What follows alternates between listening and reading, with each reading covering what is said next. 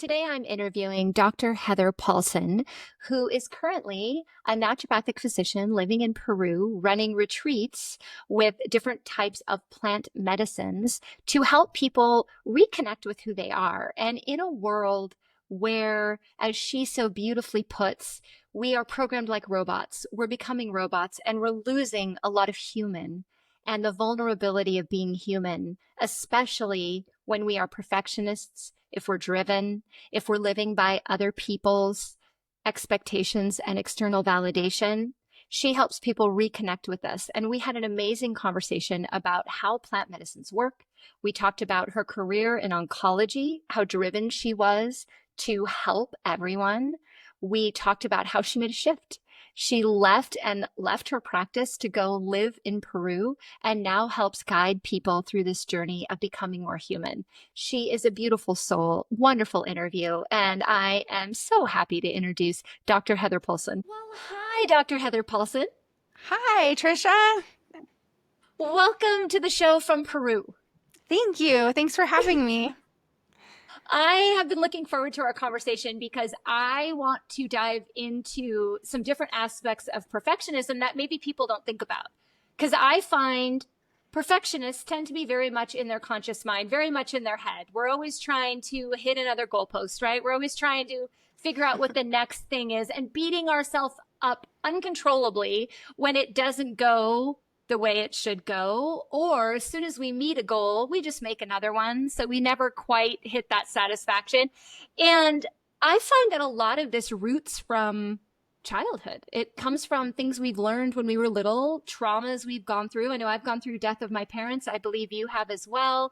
And I brought you on specifically because one thing I haven't talked about on the show is how we use plant medicine and other sorts of ways to overcome this. So I guess I want to start with, you used to be in oncology. Like, you were practicing physician and came to some realization that made you say, I got to get out. Can we start there?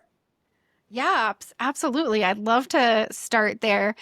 I was doing all of the things, juggling all of the things, right? Like so many people, and had a busy oncology practice using integrative and natural medicines. And I also taught at the medical school, and I also did a million other things. I was always running over 100 miles per hour, giving 150% all of the time to my patients, to my practice, to my students.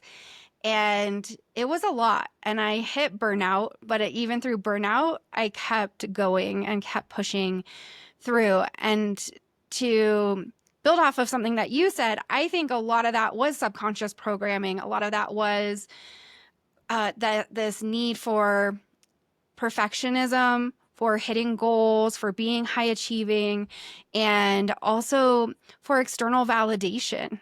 And those were some of the gas in my tank that was keeping me going so rapidly, and also helping me hit a lot of goals that looked really great externally. You know, I had an Amazon best-selling book in oncology, and I was speaking at medical conferences and teaching other medical providers how to treat people with cancer. And those kinds of things look so great from the inside or from the outside in. But from the inside out, it was really coming from a trauma and stress response. Were you like that as a kid? So have you always been a goal achieving child?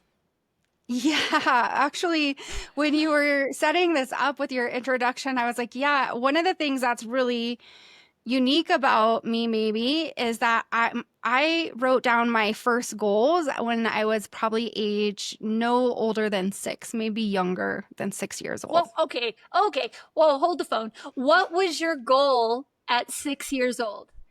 So I was a competitive gymnast. I worked out at one of the best gyms in the United States for gymnastics and one of the gyms that produced a lot of Olympians. And I was on that track to be an Olympic gymnast. And I competed at a pre-Olympic level just under the Olympics. And so, starting on the teams, the competitive teams at 6 years old, we had to write down our goals of what we were going to achieve in our gymnastics practice. So, I started writing down, I'm going to get my back handspring, and they had to be SMART goals. We had to say the date that we were going to achieve this by, and exactly define exactly what it was that we were going to achieve. And our coaches had copies of our goals. And if we didn't meet our goals, then we had extra conditioning. So not only did I start goal setting at 6 years old, but if I didn't meet my goals, there was some punishment there. I think I was more worried about who was going to invite me to kickball. you know, I was trying to be the next Mary Lou Retton. So I was clear on my goal. I had the Mary Lou Retton leotard and everything, and I knew what I was working towards. So I trusted the process. What did if you don't mind me asking, how were your parents involved with that? Were they in support of that goal setting? Because I know the gymnast world, very similar to the modeling world, you were expected to be older than you are, to show up, to perform, to be what you need to be, way too young. I mean, way too young that we should be worrying about that. Yet that's just the world. Were your parents kind of like baffled by it as well, and your drive? When I asked my mom about this, she said it was a natural fit. That I was already wired like that. And so I naturally fit into these demands and this kind of rigid schedule of practicing these kinds of rigid things around goal setting. And I think she's probably right. I mean, I think I did come in a little pre-wired to be like that. But also, could when hindsight's 2020, could a parent help set up their child who's naturally like that to be more regulated and a little more chill? Maybe. I don't know. They said that they were just supporting what my natural drive and patterns of behavior were. Yeah. I did an interview recently with another doctor that does brain scans on people, and we were talking about the brain scans of perfectionists or people that are just born with that drive and what those look like. And is it just an innate thing that pushes them, and is that healthy, right? And he was talking about elite athletes, how these elite athletes just have this certain brain scan where they will just be successful. Yet he said what was interesting is the same brain scan, if you put them side by side, of somebody who was an addict or, alcoholism or drug addict, would have the same brain scan. So it could go either way. There's this drive within this addiction almost to the competition. So I was asking him if we're just kind of born and wired that way. And he said every kid is born, with this innate neurological system that you could take two kids, put them in the same environment, take a brother and sister, put them in the same environment, and one has that drive and one may not. Do you have siblings? I do. And my older sister was very driven as well, but she had some things that I don't think are relevant to this podcast that got in her way of achieving some of those goals. But she was pretty wired as well in the same kind of perfectionistic, high achieving way. But my younger brother, he came out more chill than us. He's more chill.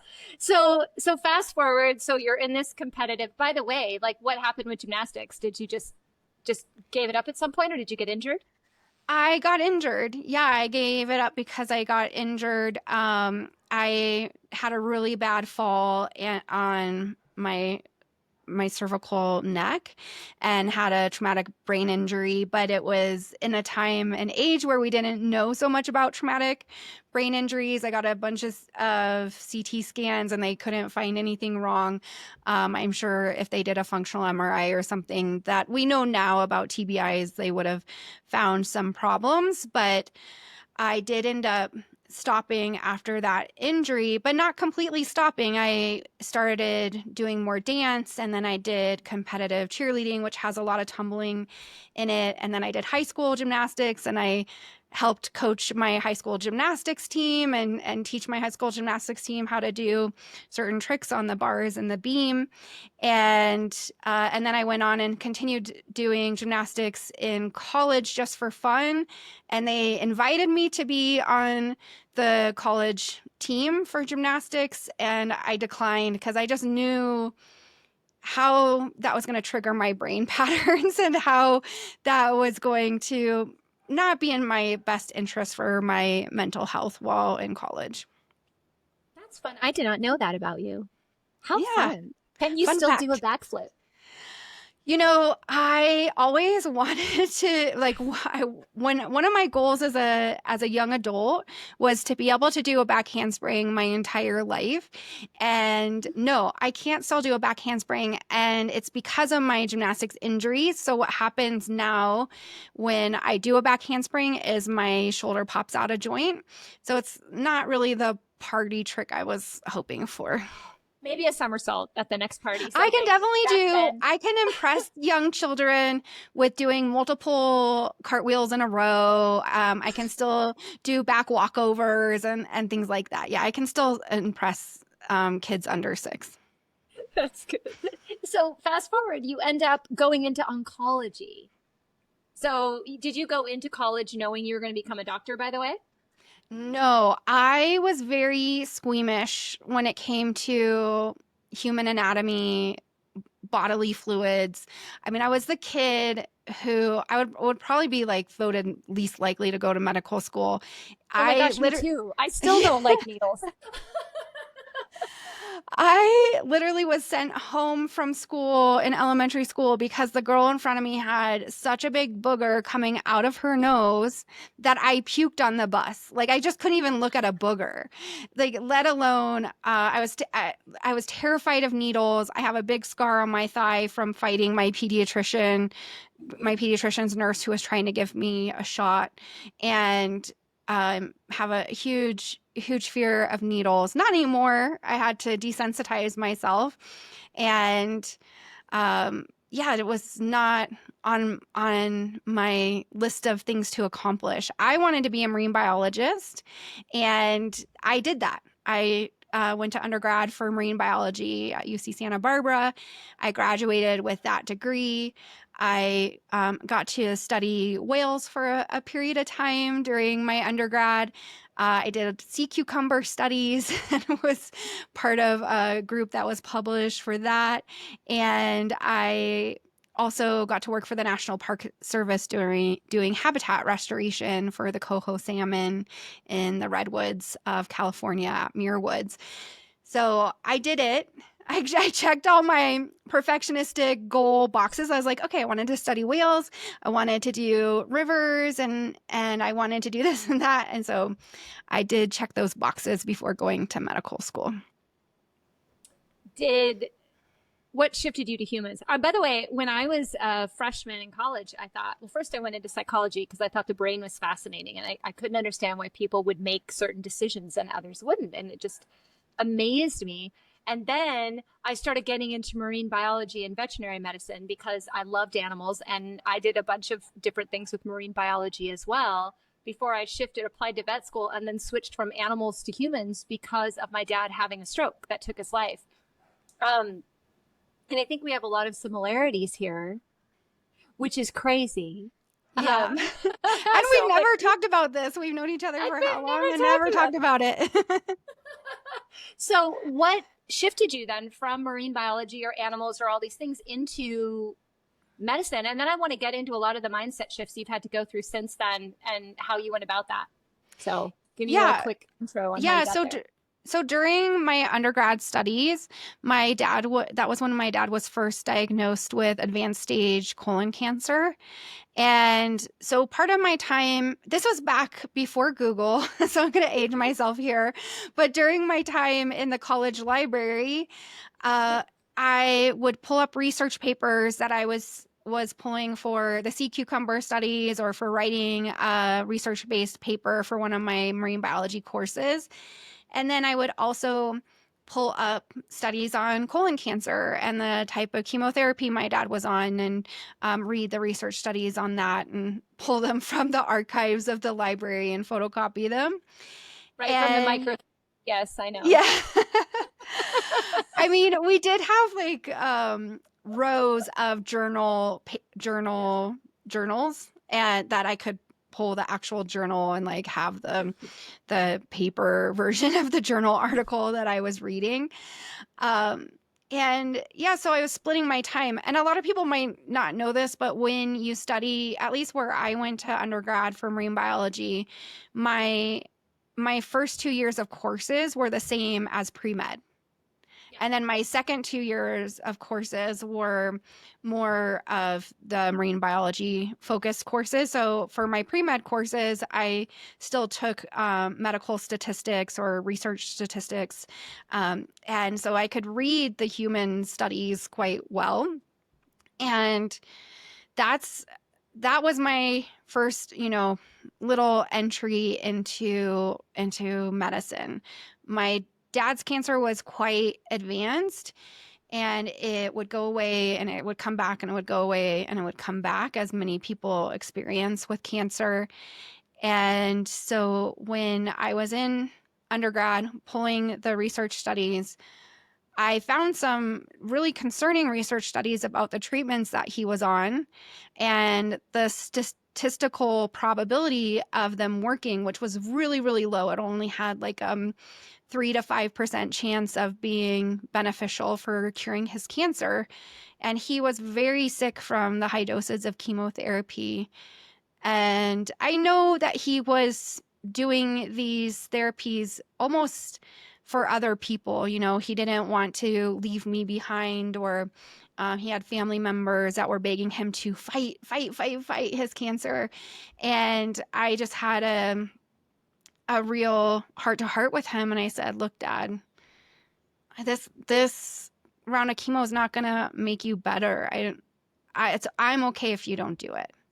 If you want to feel good while you're dying and go to the beach," because the ocean was one of his favorite places. He grew up surfing. I grew up surfing. And if you want to just feel good, go to the beach and just die without the chemo. I totally support you. But he had some other family members that were not okay with him dying without fighting. And so he moved forward with the last round of chemo, which, when people say chemo killed my father or chemo killed my best friend, it's not that. From my medical perspective, it's not that chemo killed him. I think he was dying. He was in his dying process.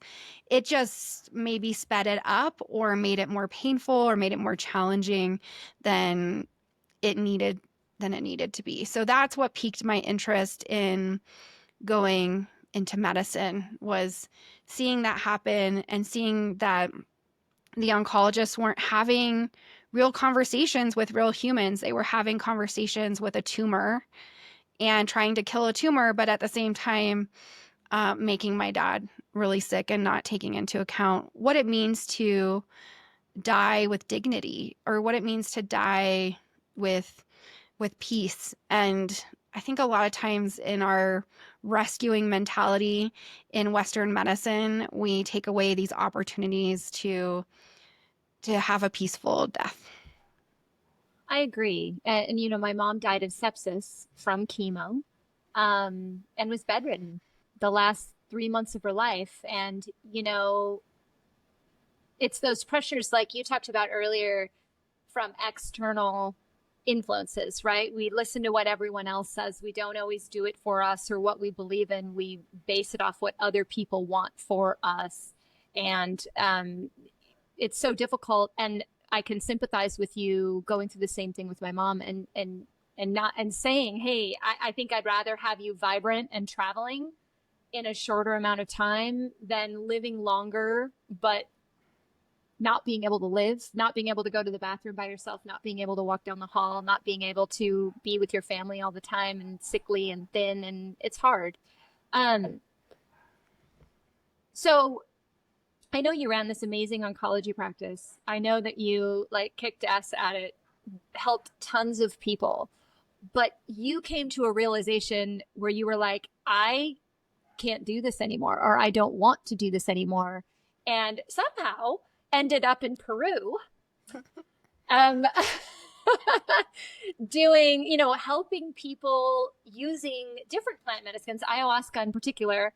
I am very foreign to this. I understand the concept of it. I get it. I get that there's a way to access different parts of the brain and to release traumas and move forward.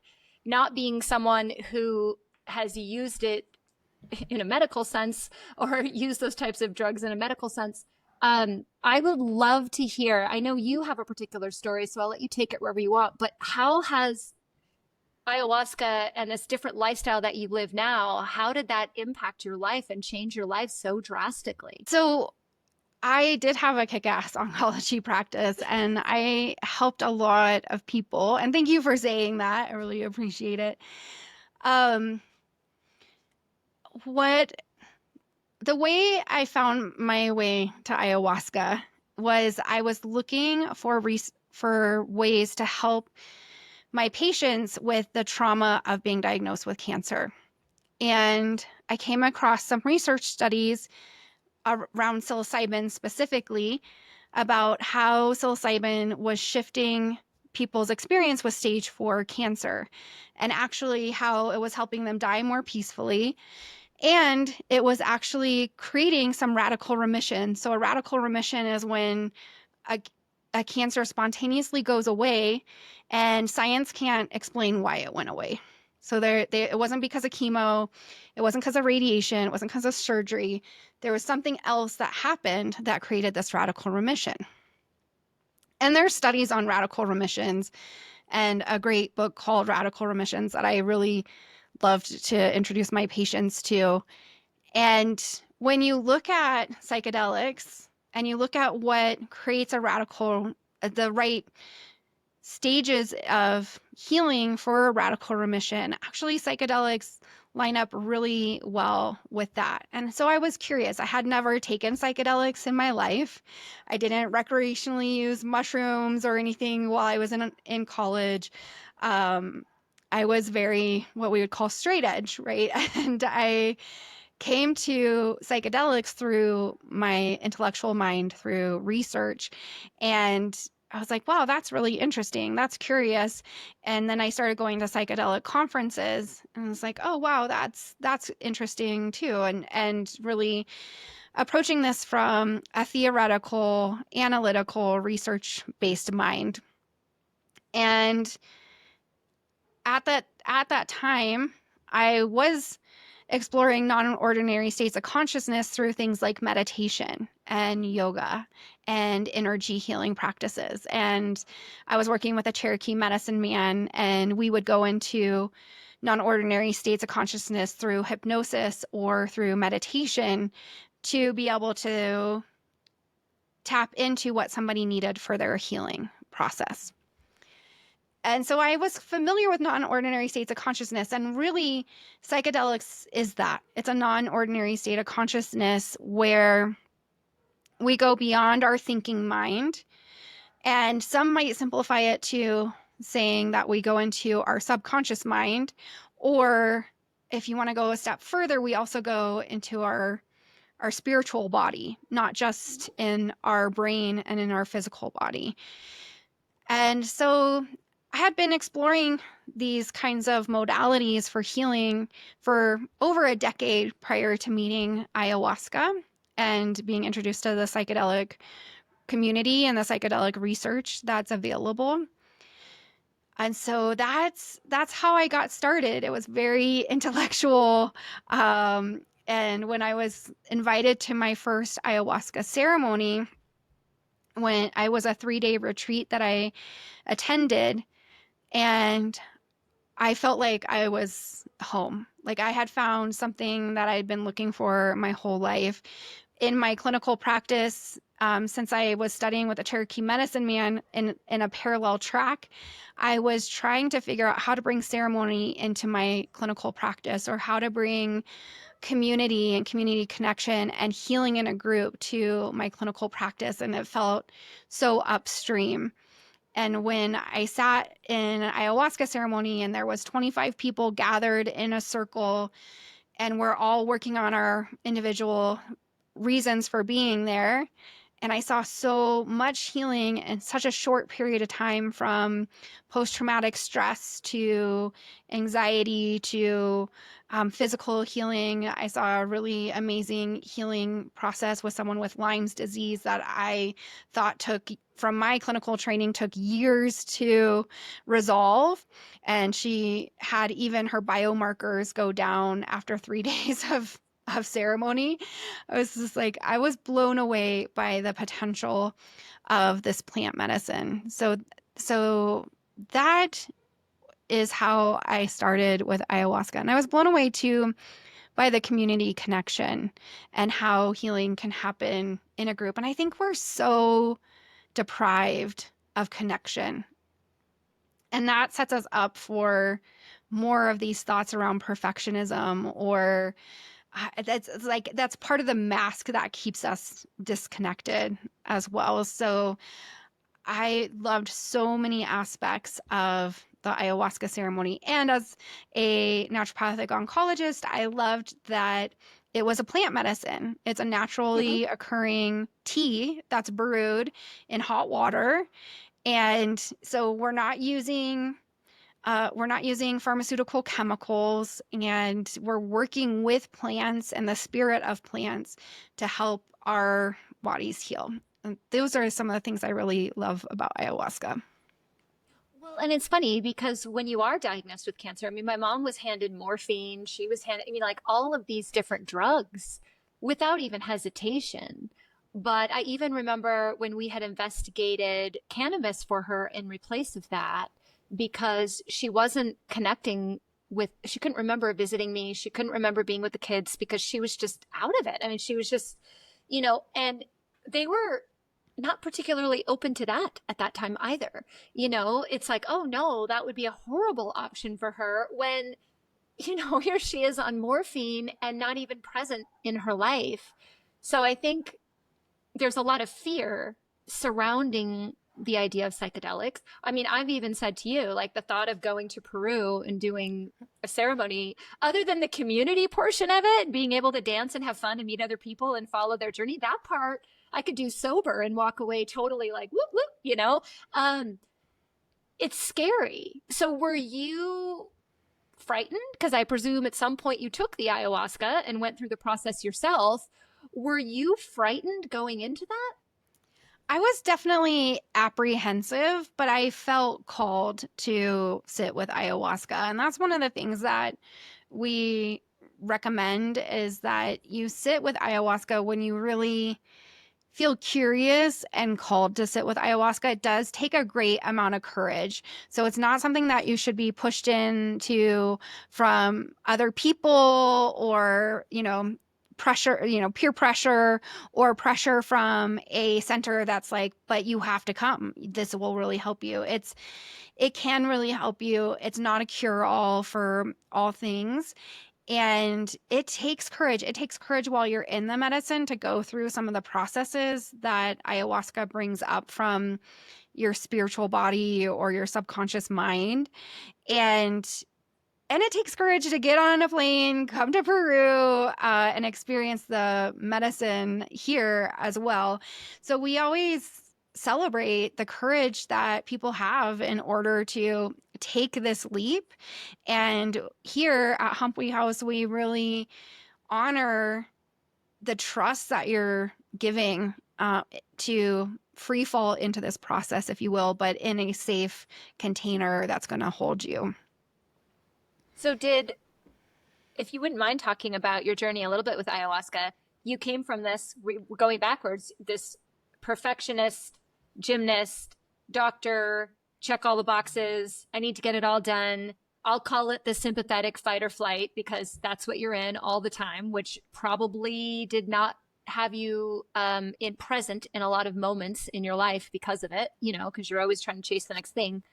How, if you would talk a little bit about how this changed you, because I'm assuming you would say you're a different person per se, or than you were then in a different way. And that served you for a long period of time, but then you had to make a choice for something else to serve you. Would you be willing to talk about that a little bit? Yeah, definitely. I mean, there's so many different little threads that come off of this question. So I'll do my best to not talk for too long on one thread or not pause to let you ask more questions. But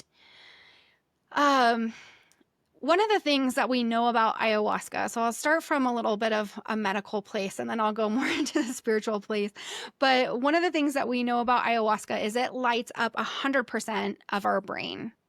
It's not just one center of our brain.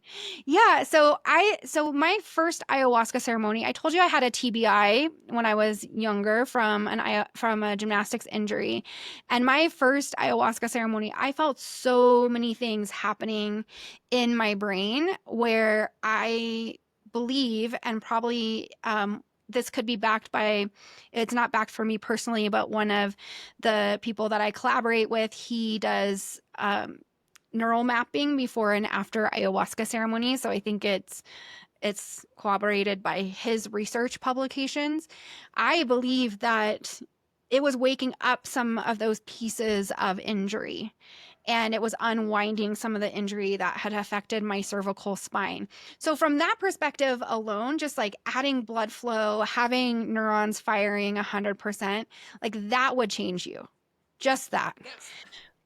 But then the other layers there that are transformational are some of the visions or messages that come up while you're collaborating with ayahuasca for your healing. And my first ceremonies were really about a lot of physical healing, but I had some spiritual healing as well. I had gone through what is sometimes called a dark night of the soul. I was going through, I had a divorce. I was going through some really big life changes. And so some spiritual processes were unwinding around that during the ayahuasca ceremony.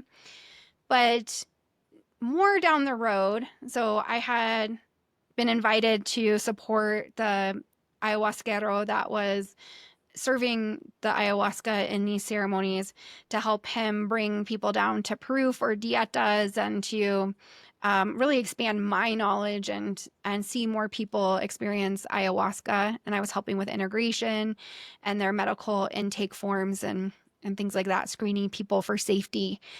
And in that process, I was also sitting in the ceremonies and drinking ayahuasca. And what allowed me to really step away from the life I was living prior to meeting ayahuasca and in overachieving, running my clinic, being successful, like I said, from the outside in, was looking at some of these pieces of high achieving that were implanted from childhood, unwinding that and really examining, like, what does it mean to be a high achiever? What does it mean to not be? What does it mean to have my nervous system in balance? And what would life look like if I wasn't in fight or flight all the time? And another big piece of that was learning, the reason why I walked away from my oncology clinic, and I was good with that, was I had seen how my choice to go into cancer care was a choice made out of a trauma response. When my dad died, I was 21, going on 22. I was young. My dad was my best friend, and my big sword that I was picking up after his death was, I will never, and I would say this all the time, this was a mantra I would repeat, I am going to my practice today because I will never let another human experience cancer the way my dad experienced cancer. I'm going to medical school today because I will never let some other person experience cancer the way my dad experienced cancer. And so from a from a close perspective, that sounds really admirable, right? Like, I'm going to change the world. I'm going to change how oncology is practiced. I'm going to make sure that people have less side effects with their treatments. I'm going to give them the truth when they only have a 5% chance of getting better from their chemo so that they can make an informed choice. They could be in that 5%, and I totally support them if they choose to go forward, and they might choose to exit the planet a little bit differently. That's their choice. That's their free will. But I felt like people should be given that information. And so then when you go like a more global perspective and I look down, it's like, wait, that was a trauma response. And every day I show up to work, I'm re-traumatizing myself. So that's like asking a vet who has post-traumatic stress disorder to every day go back into war every single day. And I was like, what the heck am I doing to myself? Why would I re-traumatize myself on a daily basis? That's when I took a sabbatical. I didn't sell my practice at that point, but I took a sabbatical. I was like, I just need a breather, and then I can make some decisions about if this is the right path for me. So that I'll pause there so you can ask me some other questions. How does it feel? It becomes your identity. You know, I mean, like I said, we're very similar. I wasn't going to see people. I had no interest in seeing people at the time until I went through a significant trauma, right?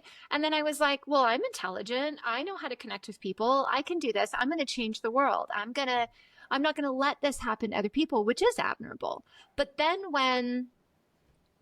and I see this so often, you come to that point where you're like, this is admirable, but I'm identifying with it as my identity, and I'm more than that. I have more to give to people. I have my heart is singing something different.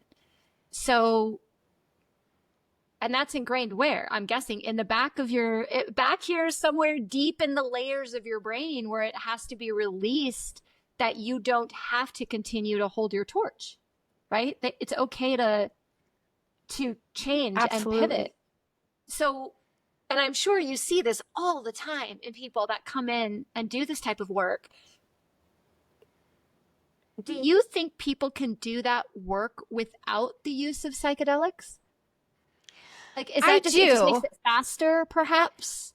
It's much faster with psychedelics. As somebody who taught meditation and energy practices and used things like hypnotherapy in my practice with my patients, it's so much faster with psychedelics. I think that's the main reason why people come to psychedelics. They want to get there quicker, or they've tried all the other things and they are still struggling with this one thought that's sticking around, or this one pattern that's keeping them stuck, and they want a way out, and they don't want. I'm working a lot with people in their 70s and doing ayahuasca for their first time, which I love. And it's like they come to us because they don't want to die with these patterns still there, and they've worked 70 years, or let's say since their midlife, since 40 or 45, they've been consciously working on unpacking these programs and patterns. And so it's been 30 to 35 years that they've been consciously working on these patterns, and it's like it's still there. Ayahuasca is a great tool for getting us over the hump, or letting us see things from a different angle, and giving us information about what are the next steps that I need to take in order to really shift this particular part of my life. And what I like about it is that it's not always logical. So that's the benefit, because you've probably tried all the logical things already. Right? So it gives you this like whole different viewpoint. Yeah. Yes. Totally. Yeah. So this changed you and what you did, because you did abandon ship and you did move to Peru. I mean, you're coming to me from Peru here. How has this changed you? What are you like now? What is your day like now? Talk to me about you now. Well, the thing about patterns is you can always slip back into them. So you have to be consciously aware, because what I was like before was definitely a workaholic, definitely working too many hours. And that can be an itch that I like to scratch still. So I can get sucked back into working a lot, but it's still, when people here in Peru say you work a lot, I say it's still at like a 50% of what I was working at before, like at least 50%. And is it more mission and passion driven at this point than, or no? I mean, I don't know. I Like, would do you say find there's a difference in what you do, you're more passionate about, you want to work, versus when you're burned out or you're doing it out of programming, I guess? I don't think, I mean, I would hesitate to say that I am as mission driven as I was when I was in a trauma response, and trauma, like trying to heal that trauma response was my mission. I think I was much more, much more. I don't know if it's mission driven or trauma driven, because I was so on the path to like do more, do more, do more. So it's so hard for me to compare what I do now to what I did before, because what I do now, I would say, is more in alignment instead of being driven, because driven is such a perfectionistic term, right? A high achiever Totally. term. Yeah. Instead of being driven by what I do now, I'm grounded in what I do now. I am heart centered in what I do now, and I want to share with more people. And I love being a witness to people's transformation. Would it um, would it hurt in the same way when I was so mission driven if this didn't get out on a big stage? No, I'm not driven by those things anymore. And I really was driven by those kinds of things. Like, I need to talk to as many people as possible. I need to get on bigger stages. I need to write the book. I need to do the things. And that's I'm no longer driven, I would say. I think I've dropped being driven. And even for about 5 years, I put myself on a vision and goal diet. I was not allowed to do vision boards. I did not allow myself to do vision boards, to write a plan, to do goals, because I saw that as such a piece of my patterning that kept me seeing my life in a certain way that actually wasn't true. So I had to take off those rose-colored glasses of what my life was, and this was really part of that dark night of the soul, and being surprised that my husband had like a second life that I didn't know about. So I was like whiplashed, and I saw our relationship in a certain way because I had goals and visions for what we were going to achieve as a couple and what was going to happen in our lives. And I was so tunnel visioned on those things that I missed a lot of reality. So what I learned in this process, so I dropped goal setting actually before ayahuasca, and then I stopped vision planning with ayahuasca, and then I stopped like getting into that sympathetic state of high achieving, and ayahuasca allowed me to come back into center around those things, and how to just be, how to exist. Like, well, who am I if I don't have a goal? Who am I if I'm not stepping out on a bigger stage? Who am I if I don't have a best-selling book? Like, who the heck am I? And I think Peru has allowed me to slow down, work less hours, walk in nature, eat fresh food, have genuine connection with people, have community. And that's what's really changed my life. And ayahuasca was a key tool in all of that. Yeah, you can now be Heather. Yeah. Yeah. We all struggle with that identity, and we struggle with what we think we're supposed to be. And I don't think it's only elite athletes. I don't think it's only models. I think everybody really has a hard time really being us, especially in the westernized world with the social media and the comparisons and the stimulation and just running on fight or flight on the sympathetic nervous system more than 80% of the time, and not even knowing how to just be by ourselves in quiet and Absolutely. enjoy it. I personally, if I don't take Friday, Saturday, Sunday off, like off, like I don't want to answer a text. I, I don't want, if I don't do that, I notice a difference in myself on Monday. I notice that I'm not as present and not as efficient I need that rest time. And so often we think we should power through that and just keep working and just keep hitting the next goal. And so your message is so powerful in the process of letting go and allowing you to be vulnerable enough to show who you really are, which honestly, Heather, is a beautiful soul. Oh, thank you so much. And if we have the time, I would love to share a vision that I had that helped me get from high achieving to where I am now. That came through an ayahuasca ceremony, and it was so powerful. I think some of these visions that you can have on psychedelics, on plant medicines, when you keep them with you, they can change everything. It just like wipes your lenses, and you're seeing the world from a whole different perspective.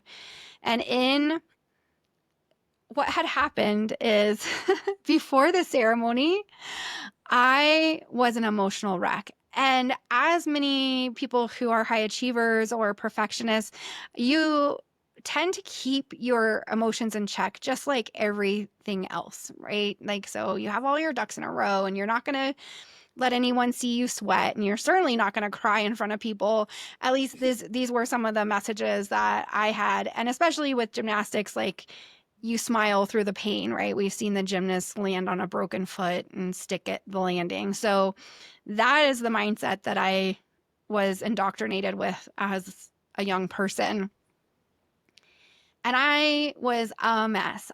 They actually started calling me Miss Messy 2020, Miss Messy 2021. I had like a sash, and I'd just be like, yes, I'm so messy right now. And we don't give ourselves as perfectionists or high achievers that permission to be messy, right?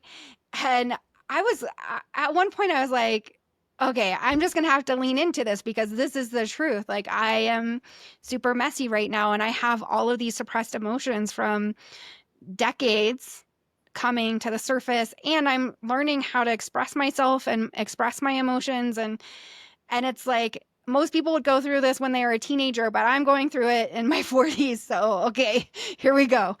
And when I was having a super messy day and I was crying in front of I was going to say coworkers, but in front of the group that I was traveling with that also supported the ayahuasca ceremonies, I was a mess. And I went into ceremony and I was like, ayahuasca, fix me. I'm so messy. I don't want to be a mess anymore. I'm so tired of being a mess right now. I want to go back to my ducks in a row self. I just want to be back to that person. And the visions that I got during that ceremony was me as a robot. And the message that I got from that ceremony was that all my life I was being taught how to be more and more and more like a robot or like AI, and less human. I was taught in medical school how to be less human, how to be less emotional, how to be less connected to my patients, because in cancer care, you're not supposed to cry with your patients, even though I did sometimes. And I was shown how many tears I had held in my practice. I was shown the way that medical boards made me more like a robot. How even like the way that I was doing energy medicine was very systematic, and that was very robotic as well.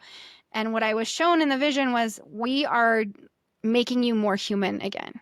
This is just the process of being a human, and you just have to human extra right now so that we can break these molds of being so robotic, so controlled, so yeah, just I mean, even talking about it, my arms get stiff.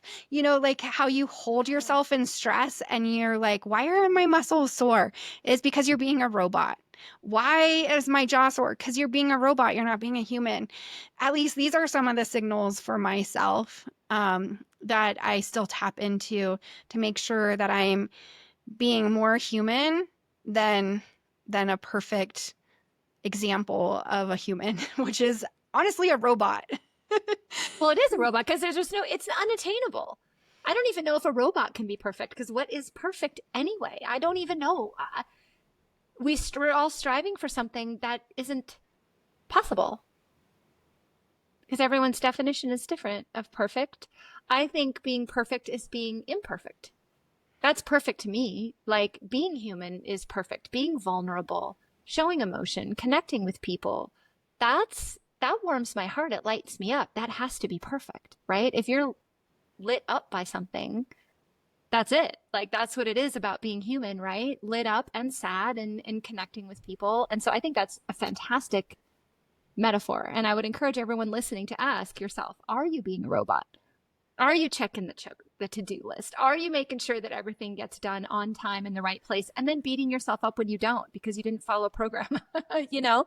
And what if you could just let go of that, whether it's through plant medicine, whether it's through hypnosis, meditation, whether it's through daily gratitude checks, you know, coming from places of love and gratitude and compassion rather than anger and fear and blame, which is what we're programmed to do. So, what a beautiful metaphor. Thank you for that. Uh, is there anything else you want to share? Any other stories? I know there's so many. It's hard to even know what to ask, but if there's any takeaways that you have as we wrap up the episode for the audience, I would love to hear them and also where to find you so that they can follow your beautiful human journey as well. I would just encourage anyone who's trying to break out of this mold of perfectionism to dive into being messy a little bit. I mean, you don't have to be chaotic, and I doubt that you will be because if your other side of the pendulum is high achieving perfectionism, the chances of you going into a full chaos spiral is very low. So I just want to put that out there. I should have said that to myself in those times where I was learning to be human and emotional and a complete person again. And it's go for it. Like just go for it.